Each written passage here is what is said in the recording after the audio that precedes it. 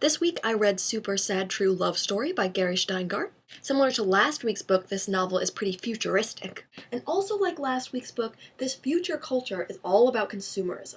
Pretty much all career paths are in media or credit, and everyone walks around with these devices that are kind of like cracked out smartphones, so they can shop all the time and text all the time and shop and text at the same time, even when they're out with real live people in real live bars. Does that sound kind of familiar?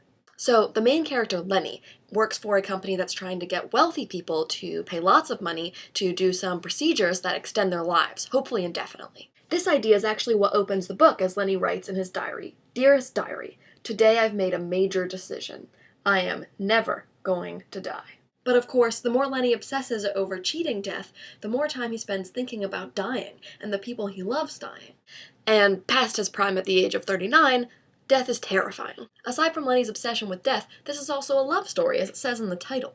Lenny indeed has a complicated female companion, and actually, Eunice Park is the other voice of the novel as she texts and writes emails to her family and friends. This doesn't absorb nearly as much page space as Lenny's diary, but it's a welcome relief from his constant anxiety. Not that Eunice isn't anxious. Actually, she is. But about totally different things. Much younger than Lenny, Eunice is of a generation that has not yet come to be, one that doesn't even remember our paper media.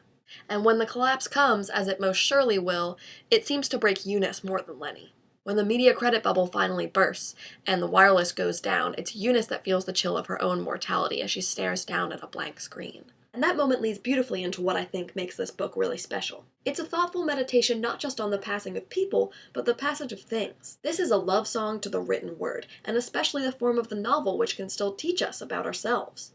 The young people in Super Sad True Love Story abhor long texts, and barely learn to read beyond scanning for info.